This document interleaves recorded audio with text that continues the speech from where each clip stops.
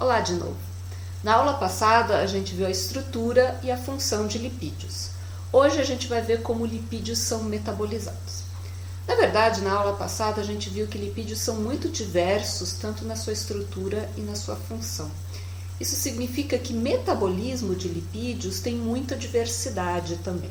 E eu não vou mostrar para vocês todo o metabolismo de todos os lipídios. Eu não vou mostrar para vocês, por exemplo, como que é sintetizado o colesterol, ou como que são sintetizados fosfolipídios ou esfingolipídios específicos.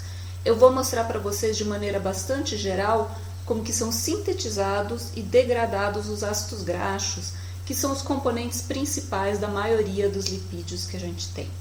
O restante das vias vocês podem ver nos livros específicos se vocês precisarem. Eu acho que vocês já são capazes de entender vias metabólicas se vocês olharem para essas reações num livro. Eu também não vou mostrar todo o metabolismo de todos os ácidos graxos. Eu vou mostrar para vocês o metabolismo dos ácidos graxos mais comuns, que são os ácidos graxos que têm um número par de carbonos e que são os ácidos graxos que não contêm saturações, os ácidos graxos saturados, que são a maioria dos ácidos graxos que a gente sintetiza. Então essa vai ser uma aula geral sobre síntese de lipídios.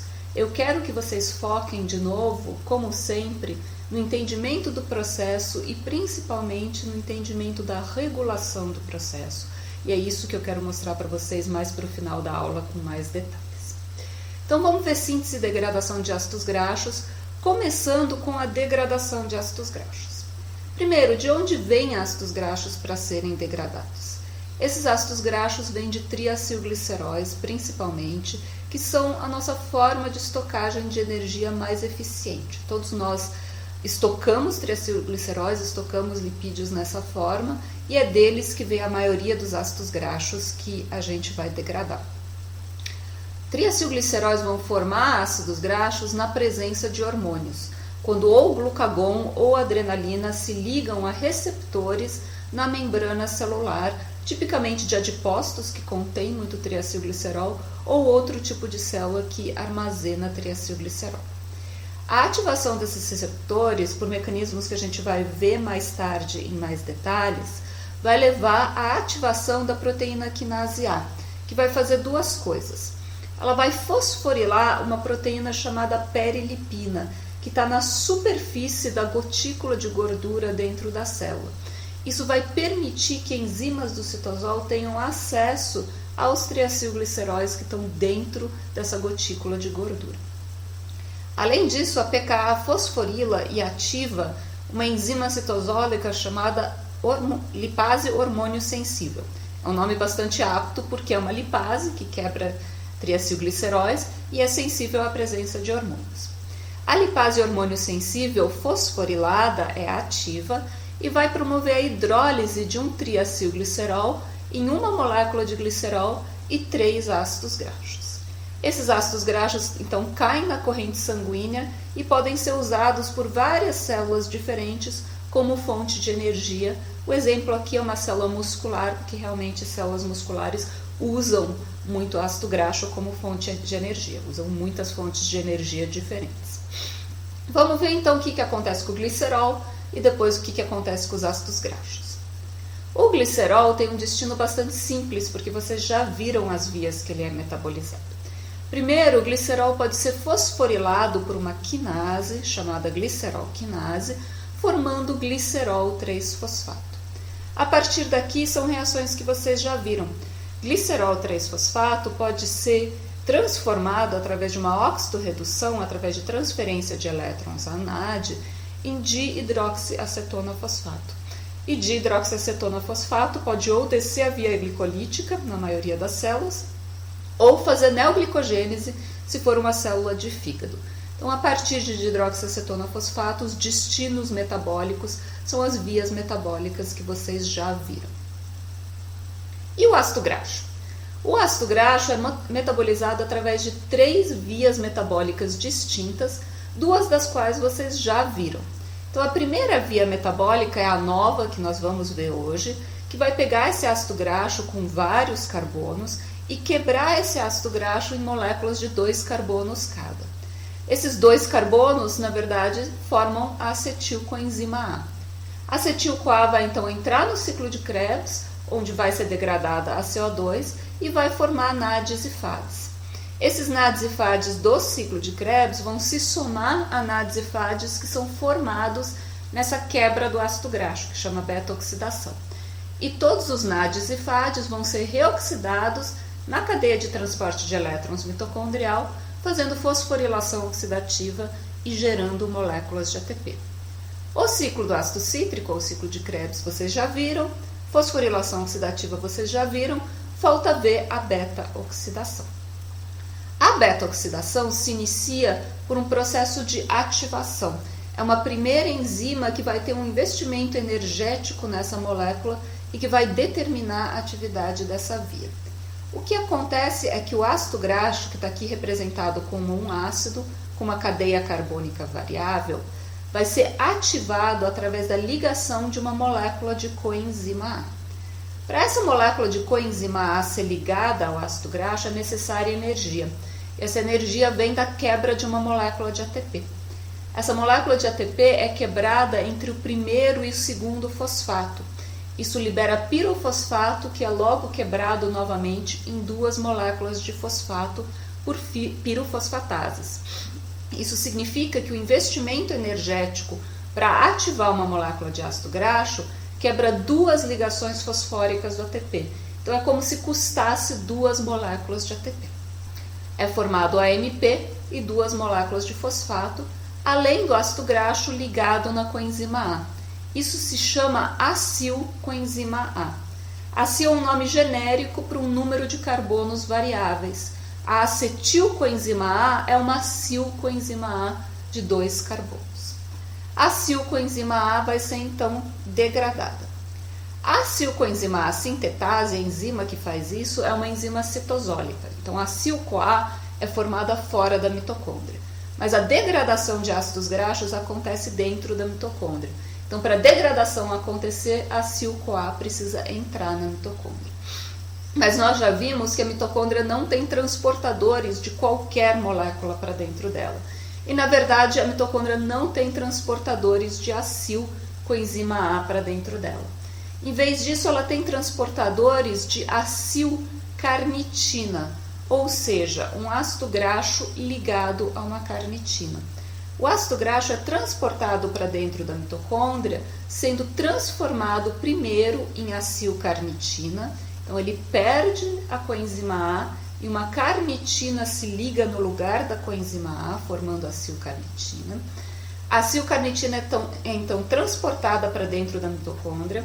E dentro da mitocôndria, esse mesmo sistema enzimático troca novamente a carnitina por uma coenzima A, reformando a acil-coenzima A e liberando a carnitina livre, que é transportada de novo para fora. Então, o transporte de ácidos graxos para dentro da mitocôndria depende de carnitina. Carnitina, essa molécula aqui, é uma molécula derivada de aminoácidos, e todos nós somos capazes de formar carnitina, sintetizar carnitina em quantidades suficientes para as nossas células funcionarem. Às vezes, carnitina é vendida como um suplemento, porque ajuda você a emagrecer por causa desse transporte que faz para dentro da mitocôndria. Na realidade, pessoas normais não têm nenhuma falta de carnitina e suplementar essa molécula não vai fazer elas emagrecer. Só existe falta de carnitina em algumas doenças metabólicas bastante raras, em que essas enzimas têm uma afinidade mais baixa por carnitina. Então, realmente, suplementar a carnitina numa pessoa normal não faz sentido nenhum. Bom, ativamos o ácido graxo agora e colocamos esse ácido graxo para dentro da mitocôndria. Agora, dentro da mitocôndria, ele vai ser metabolizado, vai ser quebrado a moléculas de 2 carbonos. E isso acontece através da beta-oxidação de ácidos graxos, também conhecido como ciclo de Linen ou como espiral de Linen. Espiral de Linen porque é uma via cíclica, mas em que a molécula vai diminuindo de tamanho, então fica parecendo como se fosse uma espiral. Quais que são as reações da beta-oxidação de ácidos graxos? A gente está começando aqui com um exemplo de um ácido graxo de 16 carbonos, que é o palmitato.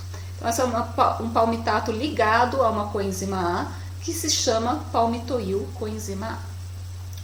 Esse ácido graxo vai ser metabolizado agora por uma acil-CoA desidrogenase, que vai remover elétrons da palmitoil coenzima A, reduzindo um FAD a FADH2.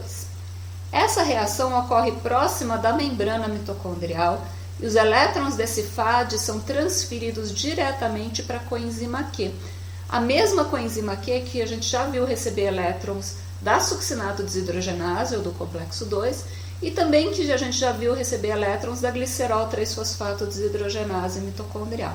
Então, todos os elétrons que são colecionados em FADs dentro de enzimas na membrana da mitocôndria são transferidos para a coenzima Q, depois para o complexo 3, citocromo C e complexo 4. O que é formado depois dessa reação de óxido-redução é uma transenoil coenzima A. Tá? Dependendo do ácido graxo, vai ter um nome diferente, o tamanho da cadeia. A próxima reação que vai acontecer é uma reação de hidratação, em que vai sumir essa dupla ligação. Isso forma hidroxiacil coenzima A, com uma cadeia de tamanho variável. A próxima reação vai ser uma nova óxido-redução. Aqui vão sair elétrons e eles vão reduzir um NAD a um NADH. E esse NADH, como qualquer outro NADH dentro da mitocôndria, vai seguir para o complexo 1 da cadeia respiratória mitocondrial, onde ele vai ser reoxidado. Essa óxido-redução forma cetoacil-coenzima A, que é uma molécula bastante simétrica. Os dois grupos de 2 carbonos aqui têm uma estrutura bastante parecida. A quebra entre esses carbonos vai gerar uma molécula de acetil-coenzima A, 2 carbonos ligados a uma coenzima A, e uma molécula de acil-coenzima A, porque é inserida uma nova coenzima A, com 2 carbonos a menos do que a molécula original. Como a gente começou com 16 carbonos, a gente agora está ficando com uma molécula de 14 carbonos aqui. Isso é miristoil coenzima A. Vocês não precisam saber o nome comum, mas esse é o nome da molécula. Essa molécula agora vai fazer o quê? Vai entrar de novo no espiral de Linen e vai sofrer as mesmas reações, perdendo mais 2 carbonos e formando uma molécula de 12. E depois de 10, e depois de 8, e depois de 6, etc. Até chegar numa molécula de 4 carbonos que, cortada ao meio, vai gerar 2 acetil-CoAs. Qual que é o saldo, então, total da beta-oxidação? Para cada volta na beta-oxidação é gerada uma acetil-CoA e é gerada uma acil-CoA com 2 carbonos a menos do que a molécula original. Além disso, vai ser reduzido um FAD a FADH2 e vai ser reduzido um NAD a NADH. Quantas voltas uma molécula vai dar no ciclo de Linen? Ela vai dar um número de voltas correspondente a metade menos 1 do número de carbonos que ela tem. Então, uma molécula de palmitato com 16 carbonos não vai dar 8 voltas no ciclo de Linen, porque na última volta ela já gera 2 acetil-CoAs. Ela vai dar 7 voltas no ciclo de Linen. Uma molécula de 14 carbonos, por exemplo, vai dar 6 voltas no ciclo de Linen. É sempre a metade do número de carbonos menos 1. Uma molécula também de 16 carbonos vai gerar a metade do número de carbonos de moléculas de acetil-CoA. Então, uma molécula de palmitato vai gerar 8 moléculas de acetil-CoA. Essas 8 moléculas de acetil-CoA vão entrar no ciclo de Krebs e vão gerar 3 NADs, um FAD e um ATP por molécula de acetil-CoA. Dá para perceber por aí que os NADs e FADs que você gera na beta-oxidação, mais os NADs e FADs que você gera a partir do ciclo de Krebs, vão somar números grandes de NADs e FADs. E é por isso que na fosforilação oxidativa, a oxidação de um ácido graxo gera geralmente mais de 100 ATPs, enquanto a oxidação de uma molécula de glicose, por exemplo, a gente via que gerava bem menos ATP, apenas algumas dezenas de ATPs. Os ácidos graxos são realmente uma fonte bastante grande de moléculas de ATP, eles são bastante eficientes em termos de estocagem de energia. A partir dessa informação também eu espero que vocês consigam calcular o número de ATPs gerados a partir da oxidação completa de um ácido graxo com um número qualquer de carbonos que eu dei para vocês estudarem. Existe uma situação específica em que o ácido graxo não é completamente oxidado pelo ciclo de Krebs, que é quando ele forma corpos cetônicos. Corpos cetônicos, na verdade, são produtos de condensação de moléculas de acetil-CoA. Eles compreendem principalmente acetoacetato e beta-hidroxibutirato, que são duas moléculas com 4 carbonos cada, formados pela condensação de duas acetil-CoAs. Eu já vou mostrar as reações. Além disso, corpos cetônicos tipicamente incluem uma molécula de acetona, que é um produto de descarboxilação espontânea. Então, a acetona tem só 3 carbonos. Essas moléculas são produzidas no fígado principalmente e são uma espécie de produto de exportação de acetil-CoA. O fígado produz essas moléculas, elas caem na corrente sanguínea e elas são usadas por tecidos diferentes como fonte de energia. São uma fonte de energia muito comum e perfeitamente natural. Nosso coração usa muito corpos cetônicos, músculo esquelético usa corpos cetônicos, rim usa corpos cetônicos. Até mesmo neurônios podem usar corpos cetônicos como fonte de energia. É fisiológico isso. Mas existem situações em que a geração de corpos cetônicos é muito maior e isso pode ser patológico. Tá? Quando que o fígado vai sintetizar esses corpos cetônicos? Ele vai sintetizar esses corpos cetônicos quando acumular acetilcoenzima A. E quando que o fígado vai acumular acetilcoenzima A? Especificamente na presença de glucagon, a gente vai ver que a degradação de ácidos graxos é estimulada. Então, a beta-oxidação é estimulada. A gente já vai ver no final dessa aula por quê. Isso vai gerar muita acetil-CoA. Também na presença de glucagon, a gente já viu que a neoglicogênese é estimulada hormonalmente. E o oxaloacetato do ciclo de Krebs está desviado no sentido de formar fosfoenolpiruvato. Isso significa que o ciclo de Krebs está lentificado, porque tem pouco oxaloacetato para se combinar com acetil-CoA dentro do ciclo de Krebs do fígado.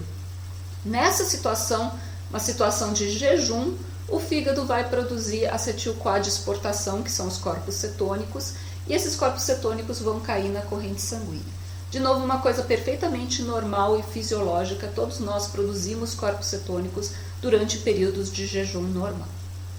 Como que são produzidos corpos cetônicos? Vocês não precisam saber todas essas reações, mas basicamente duas moléculas de acetil-CoA são condensadas para formar acetoacetato e beta-hidroxibutirato. O acetoacetato pode se descarboxilar espontaneamente, isso não é uma reação enzimaticamente catalisada, ela é espontânea, e isso gera acetona, que também é considerado um dos corpos cetônicos. Chegando no tecido periférico, tanto o hidroxibutirato quanto o acetoacetato podem regenerar nessas células moléculas de acetil-CoA, e essas moléculas de acetil-CoA caem no ciclo de Krebs e podem ser usadas como fonte de energia. É uma fonte de energia bastante prática para a célula. O problema existe quando esses corpos cetônicos são produzidos em muita quantidade. E isso acontece em situações que geram cetoacidose. Isso tipicamente vai acontecer quando você tem uma baixa relação entre insulina e glucagon. Muito pouca insulina e predominância de sinalização de glucagon. Tipicamente acontece em diabéticos, mas pode acontecer também em algumas outras doenças, como por exemplo na anorexia nervosa, onde você não tem uma ingestão de carboidratos, então os níveis de insulina são bastante baixos. Com alto glucagon, você tem um estímulo à beta-oxidação e também um estímulo à neoglicogênese, diminuindo o oxalacetato, diminuindo a velocidade do ciclo de Krebs e levando ao acúmulo de acetil-CoA. Essa acetil-CoA acumulada no fígado gera corpos cetônicos. Esse metabolismo que gera esses corpos cetônicos está associado a uma acidificação da corrente sanguínea e também ao acúmulo de acetona, que é produzido espontaneamente a partir do acetoacetato. Isso gera os problemas de saúde associados à cetoacidose diabética, que é uma emergência médica, uma situação bastante grave. Como que você trata a cetoacidose diabética? Você tem que corrigir essa acidificação sanguínea. Vocês viram já que todas as enzimas precisam de pHs adequados para funcionar, então é muito grave um distúrbio do equilíbrio ácido-base. Se a causa for falta de insulina, você dando insulina, isso vai melhorar essa síntese de corpos cetônicos. Tipicamente também em diabéticos se dá glicose junto, porque você pode confundir sintomas de cetoacidose com sintomas de hipoglicemia. Hipoglicemia é muito grave porque mata neurônios, então é melhor pecar pelo excesso e da glicose nessas situações, especialmente se você está dando insulina, porque isso vai diminuir a glicemia. Mas não é só no diabético que a cetoacidose pode acontecer. Só como curiosidade, eu queria trazer para vocês um caso clínico em que se viu que uma pessoa seguindo uma dieta muito restrita em carboidratos, essa dieta tipo Atkins, que cortou completamente carboidratos da dieta, apesar de ser normal, né, só tinha obesidade, não tinha nenhum outro problema de saúde, e apesar de ser relativamente jovem, aos 40 anos, desenvolveu cetoacidose por falta de ingestão de carboidratos. Então, dietas muito restritivas, porque elas diminuem muito os níveis de insulina, também podem gerar cetoacidose. Bom, vimos degradação de lipídios, vimos formação de corpos cetônicos. Vamos ver agora como que a gente sintetiza ácidos graxos, como que a gente engorda. A síntese de ácidos graxos, a gente já viu na aula de introdução ao metabolismo, usa como precursor a acetilcoenzima A fora da mitocôndria. A degradação acontece dentro da mitocôndria, a síntese acontece fora da mitocôndria. A acetil-CoA é formada dentro da mitocôndria, a partir de piruvato, por exemplo, ou aminoácidos, como a gente vai ver na aula que vem. Então, a acetil-CoA tem que ser transportada para fora da mitocôndria para ter síntese de ácidos graxos. Só que a acetil-CoA não é transportada para fora da mitocôndria. Para sair da mitocôndria, ela precisa se condensar com oxalacetato, formando citrato. E o citrato é transportado para fora da mitocôndria. Essa reação é a reação do ciclo de Krebs, que vocês já viram, é a reação da citrato-sintase. E esse mesmo citrato que difunde para fora, além de ser precursor da síntese de ácidos graxos, também é um regulador da via glicolítica, como a gente viu anteriormente. Citrato agora no citosol vai regenerar a acetil-CoA através de uma enzima chamada citrato-liase, que quebra citrato, forma acetil-CoA de novo e forma oxalacetato às custas de uma molécula de ATP. Esse processo, para poder continuar, precisa devolver o oxalacetato para dentro da mitocôndria. E a gente já sabe que o oxalacetato não é transportado através da membrana mitocondrial interna. Então, como que ele pode voltar? Dois caminhos possíveis. Um que vocês já viram na lançadeira de malato-aspartato, ele pode ser reduzido a malato, malato é transportado para dentro e depois regenerando oxalacetato dentro da mitocôndria. Um outro caminho, que é um caminho novo, que parece com uma via de plantas, que a gente viu rapidamente, é a transformação de malato, feito a partir de oxalacetato, em piruvato através da enzima málica. A enzima málica vai remover um CO2 de malato, reduzindo o NADP a NADPH. Vai gerar piruvato, que é transportado para dentro da mitocôndria, e esse piruvato dentro da mitocôndria pode ser carboxilado pela piruvato carboxilase, que vocês já viram na neoglicogênese, formando oxalacetato. A vantagem desse segundo caminho é que você forma NADPH citosólico. Isso significa que você precisa de menos NADPH da via das pentoses para sintetizar ácido graxo, porque a gente vai ver que a síntese de ácidos graxos necessita de NADPH. A vantagem de ir pela via semelhante à lançadeira de malato-aspartato é que não tem gasto de ATP associado. Então, o balanço entre uma via e outra vai depender da célula, vai depender da expressão dessas enzimas e também dos níveis de NADPH e dos níveis de ATP. Bom, temos acetil-CoA fora da mitocôndria, mas a acetil-CoA precisa ser ativada para que se possa fazer síntese de ácidos graxos. E no caso da síntese de ácidos graxos, a ativação é a colocação de um carbono a mais nessa molécula. E quem faz isso é a acetil-CoA carboxilase.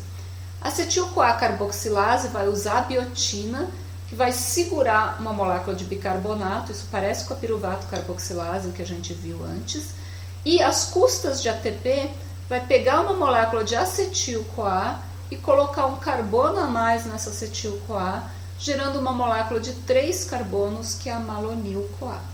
Curiosamente, esse carbono que é colocado na acetil-CoA vai ser quebrado de novo e liberado como CO2. Então, se você marcasse esse carbono, ele não é incorporado no ácido graxo final que é formado.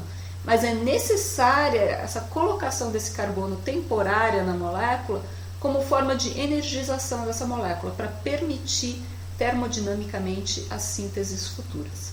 E a energia para essa carboxilação vem da quebra de uma molécula de ATP.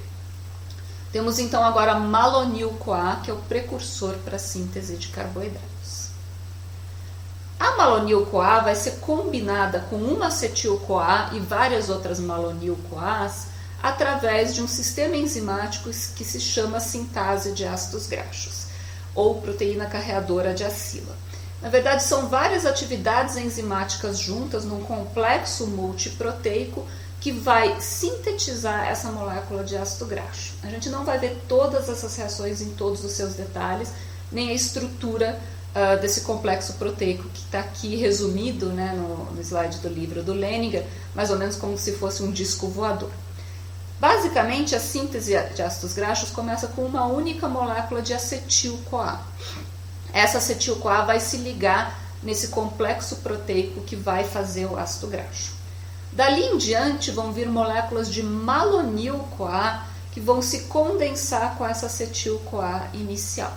A malonil-CoA vai se ligar inicialmente num outro lugar desse complexo multiproteico, que é a proteína carreadora de acila.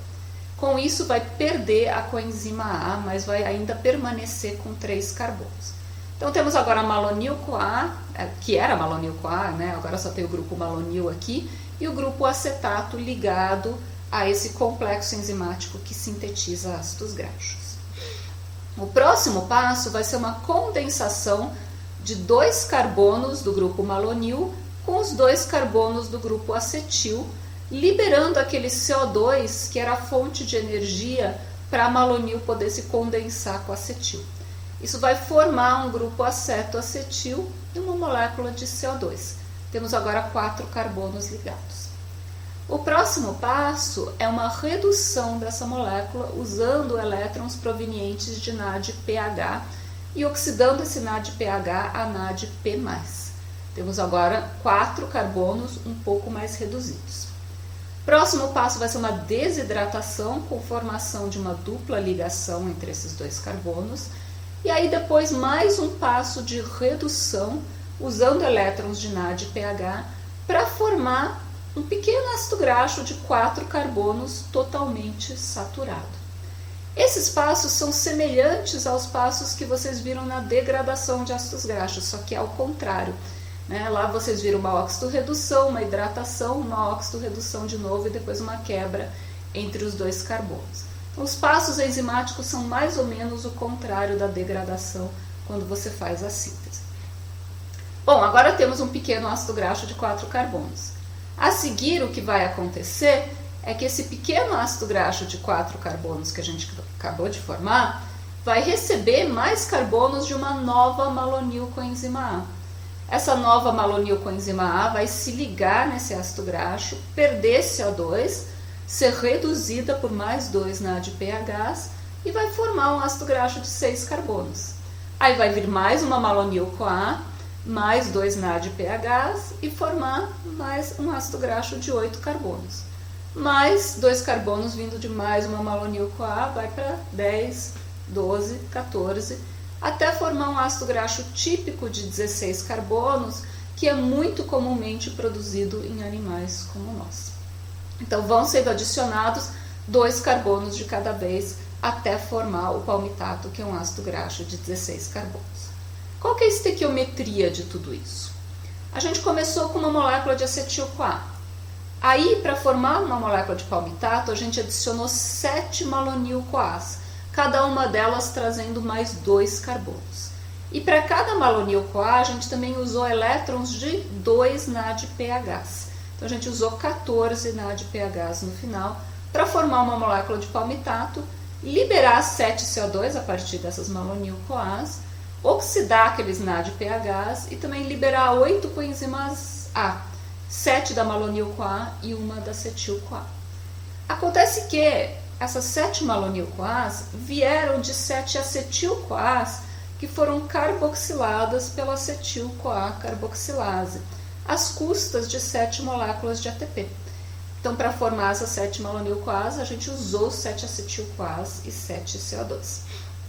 Somando tudo isso, Para sintetizar um ácido graxo de 16 carbonos, você precisa de 8 acetil-CoAs, 14 NADPHs, 7 ATPs e o CO2 some da equação, porque ele é incorporado e desincorporado, embora ele seja necessário. Então, acho que a partir daí dá para vocês fazerem a estequiometria da síntese de ácido graxo de qualquer número de carbonos par saturado, sabendo como que funciona o sistema. É só ir adicionando 2 carbonos de cada vez a partir da malonil-CoA. Bom, vimos síntese de ácidos graxos, vimos degradação de ácidos graxos, agora falta ver a regulação da síntese e degradação de ácidos graxos, o que vai determinar se a gente vai ficar mais magrinho ou mais gordinho. A degradação de ácidos graxos é principalmente regulada a nível da carnitina aciltransferase. A carnitina aciltransferase é a enzima que transporta o ácido graxo ligado à carnitina para dentro da mitocôndria. Isso significa que a degradação de ácidos graxos é regulada principalmente pela entrada do ácido graxo na mitocôndria. A carnitina aciltransferase é fortemente inibida alostericamente por malonil coenzima A. Malonil coenzima A é o precursor da síntese de ácidos graxos. O que isso significa? Significa que se a síntese de ácidos graxos está ligada, se é produzida malonil coenzima A, a degradação de ácidos graxos está desligada, porque o ácido graxo não vai ser transferido para dentro da mitocôndria. É inibida esse transporte para dentro da mitocôndria. Além disso, uma vez o ácido graxo estando dentro da mitocôndria, o que vai determinar se esse ácido graxo vai ser oxidado ou não, vai ser se tem NAD oxidado e FAD oxidado dentro da mitocôndria. Lembrando que a primeira reação da beta-oxidação envolve um FAD oxidado e a terceira reação da beta-oxidação envolve um NAD oxidado. Ou seja, precisa ter oxidação desses cofatores. A oxidação desses cofatores vai ser regulada pela fosforilação oxidativa e pela quantidade de ATP e oxigênio presentes. Então, a degradação de ácidos graxos também depende dos níveis de ATP e dos níveis de oxigênio na célula. Bom, essa degradação de ácidos graxos, vamos ver a regulação da síntese de ácidos graxos. Primeiro, a citratoliase, que é a enzima que quebra citrato acetil-coenzima A, é ativada por insulina. Faz sentido isso? Quando você acabou de comer, você está ativando um passo inicial da síntese de ácidos graxos. Ou seja, você vai sintetizar mais ácidos graxos. Segundo, e muito importantemente, a acetil-CoA carboxilase é a enzima determinante para a velocidade de síntese de ácidos graxos. A acetil-CoA carboxilase é ativada na presença de insulina e inibida na presença de glucagon ou adrenalina. Faz sentido isso? A gente vai formar malonil coenzima A quando a gente acabou de comer e tem secreção de insulina. Então, você vai formar o precursor da síntese de ácidos graxos no período pós-prandial, quando você está reservando essas energias. Quando você está com fome ou levou um susto, essa enzima é inibida, a produção de malonil-CoA é diminuída e a diminuição da quantidade de malonil-CoA ativa a carnitina aciltransferase. Então, o ácido graxo é transportado para dentro da mitocôndria e é degradado. Além da acetil-CoA carboxilase ser ativada por insulina e inibida por glucagon, ela também tem regulação alostérica. Ela é ativada por citrato, então citrato quando sai da mitocôndria ativa essa enzima, e ela é inibida por palmitoil coenzima A. Ou seja, o produto final da via, se ele acumula, se esses lipídios não são estocados de alguma maneira dentro da célula, inibe a síntese do próprio lipídio. Então tem uma retroalimentação negativa. De modo geral, se você acabou de comer carboidratos na sua dieta, a sua glicemia aumentou e a sua insulina aumentou, você vai ter mais atividade de fosfoproteínas fosfatases, desfosforilando e ativando a acetil-CoA carboxilase. Isso vai fazer com que a glicose que é transformada em acetil-CoA dentro das suas células seja carboxilada a malonil-CoA. Essa malonil-CoA faz duas coisas. Ela inibe a carnitina aciltransferase, então não permite o transporte de ácidos graxos para dentro da mitocôndria, e é um precursor para a síntese de ácidos graxos. Então, quando você acabou de comer, você sintetiza ácidos graxos. Se você não comeu há algum tempo, a sua glicemia está baixa e você secreta glucagon, isso leva à fosforilação e inativação da acetil-CoA carboxilase. A acetil-CoA carboxilase inativa vai fazer menos malonil-CoA. Menos malonil-CoA, menos inibição da carnitina aciltransferase. Ao mesmo tempo, o glucagon vai degradar triacilgliceróis e vão aumentar os ácidos graxos na corrente sanguínea. Você vai ter mais transporte de ácido graxo para dentro da mitocôndria e mais beta-oxidação dentro da mitocôndria. Então, o nosso nível energético corporal vai determinar se há síntese ou degradação de ácidos graxos dentro das nossas células a partir dessas vias de sinalização. E isso vai determinar se a gente vai ficar mais gordinho ou mais magrinho. Isso é o que eu queria falar para vocês sobre ácidos graxos. A gente se vê na aula que vem, que a gente vai ver metabolismo de aminoácidos.